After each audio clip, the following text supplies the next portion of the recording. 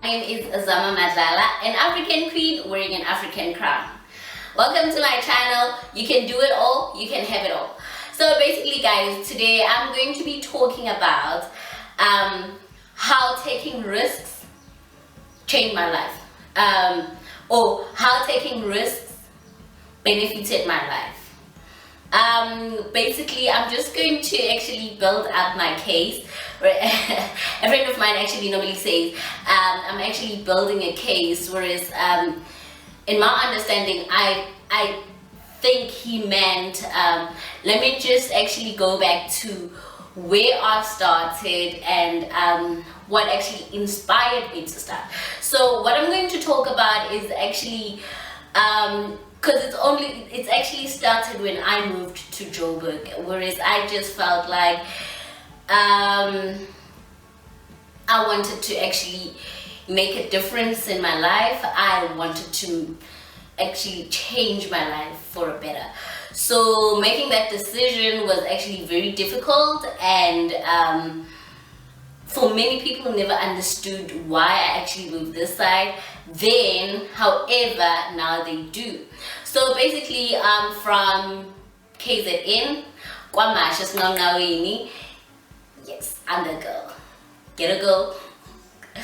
Well, in any case, I moved to Gauteng in 2014. 2014, yes it is. Whereas I was actually looking for a job, and like for the longest time when I was in KZN, I couldn't actually find a stable job. So and then I decided to come to Gauteng. However, what actually inspired me to come this side was actually like a friend who actually moved this side first, and I had to join her later because I had a 2-year-old child then, so I could not actually leave my son at that time, because it was actually something that it was actually planned for long, but like at that time I did not actually had a promising job that I actually was coming to. So what happened was Uste moved to Gauteng in 2012, and I joined her in 2014. So fast forward, I actually was like I changed my address when I was applying to actually have like the Gauteng address, so it could actually be easier for people who's actually reading my CV. So and then I started applying, and I applied. I was actually receiving a lot of like invitations for for interviews and stuff. So I would actually take a bus at night, get to Joburg in the morning, go to my friend's place and actually take a shower and go to the interview. So it happened, and then I actually was lucky, whereas I received a call from this agent. They were looking for a sales representative. Mind you, I did not go to college, so I do not have any qualification beside my grade 12. So that was actually another reason for being difficult for me to not actually not get a job at that time. So fast forward, I go to this interview. I actually was lucky. I got an invitation for an interview. I actually attended it, and it was great. It went well. So after and then I went back to KZN. So after 3 days, I received a call asking me to come and actually join this company. So basically now it's not from an agent. It was actually basically a company that invited me to come. For as far as I understood, it was actually a hardware that I'm going to work at. I don't know what they were doing, but in any case, I was actually interviewed by an agent. Okay, fine, great. I get to this place, and then now the agent is telling me that unfortunately you did not get a position that you were interviewed for, but then another position came up. Funny enough, this agent was in Rudaput. So funny enough, they're telling me that so basically the position that we actually called you for was for, I don't know what you call, I think it's agents, whereas they actually help people to sign a contract, not even contract, but then the accounts for Ackermans, Edgars and stuff, like I think it was Edcon, whatever at that time. So basically I was like, no, this is not what I've applied for, even though on my application, like I was actually applying for everything, but then that was actually nothing that I've actually thought I would actually do. Not that I can actually do anything better, like okay, well, I could actually do something better than that, but in any case that wasn't something that I actually came to Joburg for. So I was like, okay, no, it's fine, I'm not gonna take this, and I'm just not gonna waste your time, guys, training me and stuff. It's okay. So I got back to my friend's place. As I was packing, my friend was like, no, don't pack, actually just tell them at home that you are actually working where they called you, and you're gonna stay here with me, and you're going to apply, and I'm sure you're gonna get a job. So basically I was like, okay, let me just take that risk. Mind you, I'm a risk taker by nature. I'm a risk taker. Like, it's always actually worked for me. It might not work for you, but like it has always worked for me because I always believe in myself. So and then I stayed. So what would happen is that my friend and the lady that she was sharing with, they were like, no, it's fine, we will help you to actually get something. So I was like, I know, it's cool.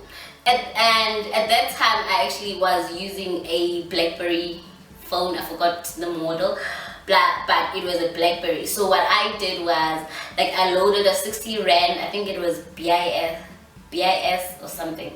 Yeah, it was actually BIS. And then I actually loaded a BIS for 60 rand. Actually, it would last you for the whole month, which was cool. And then as they were preparing to go to work, I'll actually wake up, clean the house, get ready as if I'm going somewhere, and then I'll sit down. I'll actually push those CVs. Basically, I would actually send like 20 to 30 CVs a day. After a week, like, I was actually receiving like phone calls left, right and center, invitation for interviews. So I'll actually go and attend interviews. Like, some interviews will clash, but then I'll just actually take whichever that I could actually get into. So fine, then a week passed, 2 weeks passed, like nothing happens, nobody calls me, but like I get like interviews, invitations, and like I would attend to them. So, and then I'm like, nah, right, this was June, going towards July. So a friend of mine calls me, he's like, dude, I'm actually driving to KZN. This is another guy, like, this is a friend of mine, but who chooses the guy. I don't know if I could actually call them by names, but in any case. And then he's like, I'm actually going to Durban. I'm coming back on Sunday. So if you'd like to come with me just to see your family, you can actually. Mind you, I'm still new in this actually province. So basically, like, just to get used to. And like, he was actually helping me to go and collect some of my stuff, so I could actually bring it to Gauteng. So I was like, okay, cool, let's go. As I was driving down, this is just an interesting story, that's why I'm actually telling.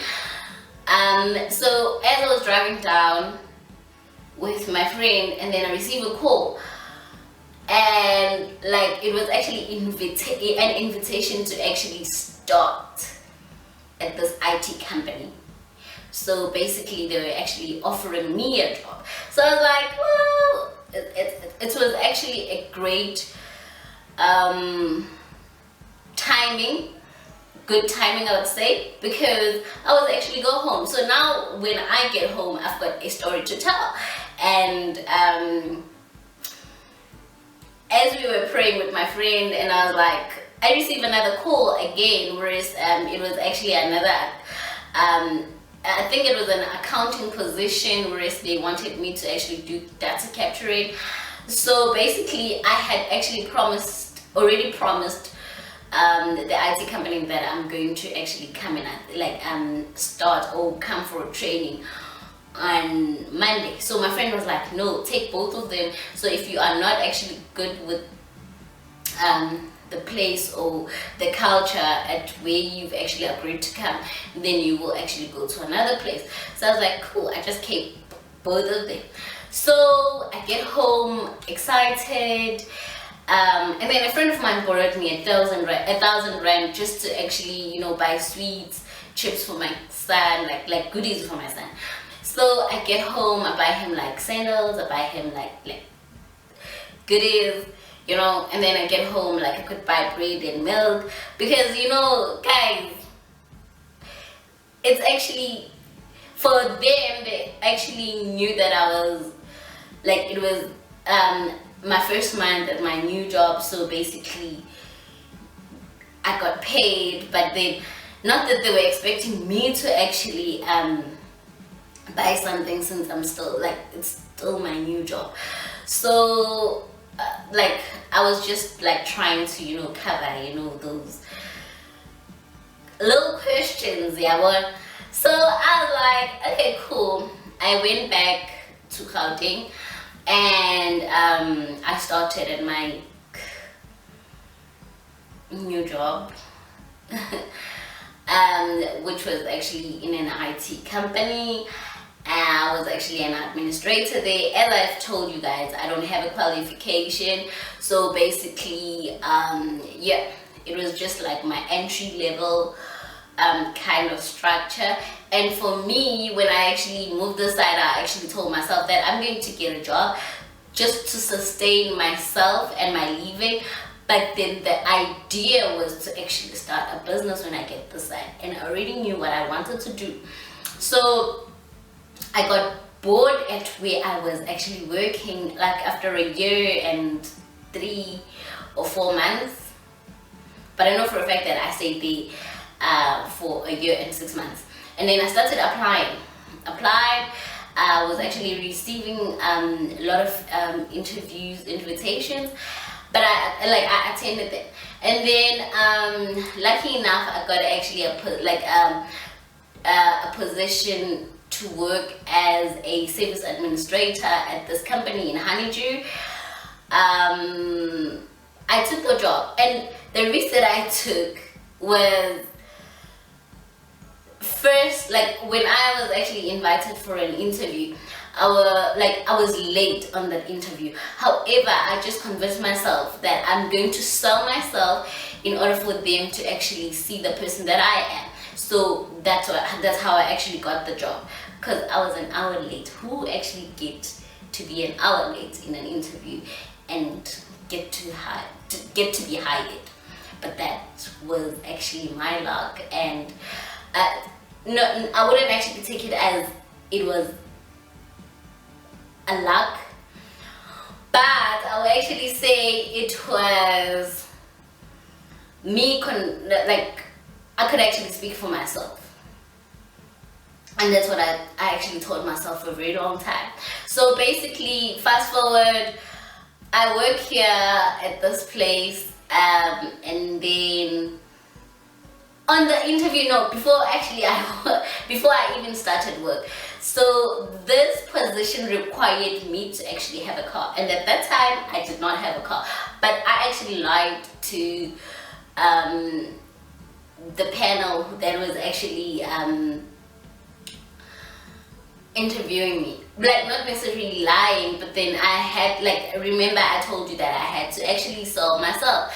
So basically I was like, no, I do have a car, but it's at home, so I could not actually afford to have a car this side, like on the job that I was actually at, because I could not, it was actually an affordability thing. So I could go and fetch my car back at home, because my uncle is using it. So they took the story, they were sold, fine. So until they signed that contract, and we signed that contract, and I got like the job offer letter, I went to the dealership. I convinced them that I did actually get it, like I got a job, so but like it actually needs me to actually have a car. So yeah, that's how I actually bought my first car. And then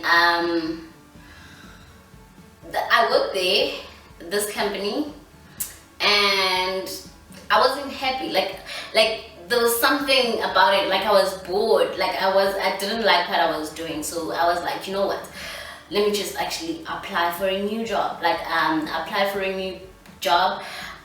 Lucky enough, I got to be invited in this company. It's actually an economics firm, actually in Pretoria. So I was like, good shot.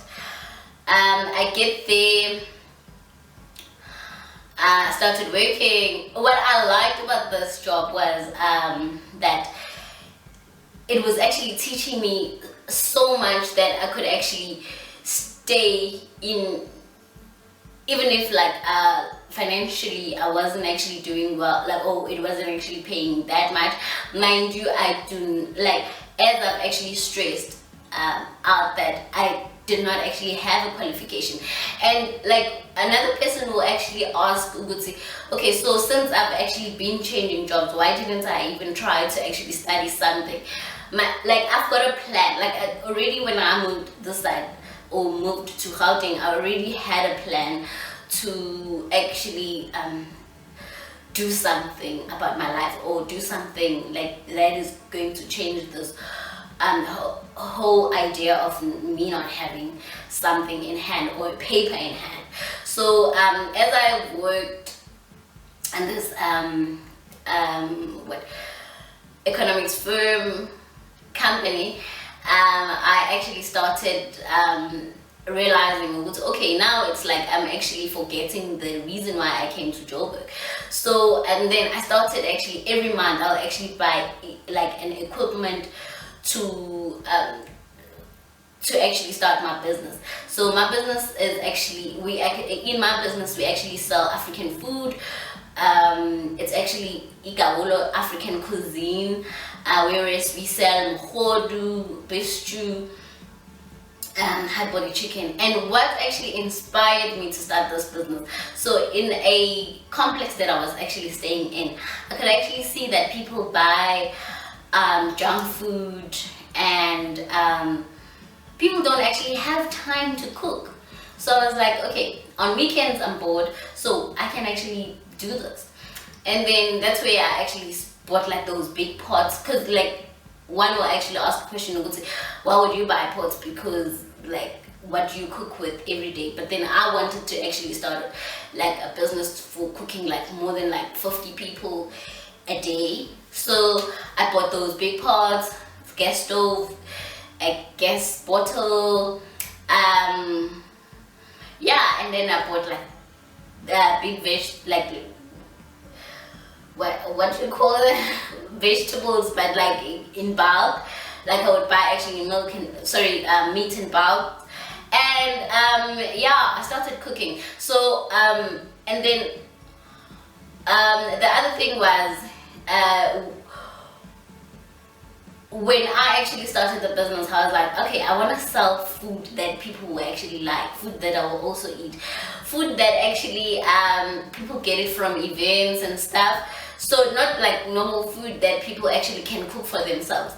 Like I just wanted to actually have this idea, like when people think about what we sell, and then they like, yeah, but it beef paya, but you know, it chicken yala payana, because you know that what actually attracts people. So I started as a street vendor, whereas we were actually selling in a tent, and like the display, I wanted it to actually attract people, like to be clean and to be like eye-catching and attractive. So like that was an idea around it. So I ended up actually buying a trailer, so we can actually, because the reason why I actually bought a trailer, like maybe I was actually going to relax and stuff, but then now the Metropolis they did not actually allow us to actually sell food under the tent because of like health purposes and stuff. So basically we actually had to register and make sure that like we've got all the paperwork for health and safety and like health purposes. So that's how I actually ended up like making sure that I have all the documentation and stuff. And mind you, I'm still learning in a business. I've got like a lot of challenges that I face, a lot of things that I'm learning, but like the reason why I'm actually telling this story is for other people who want to start something and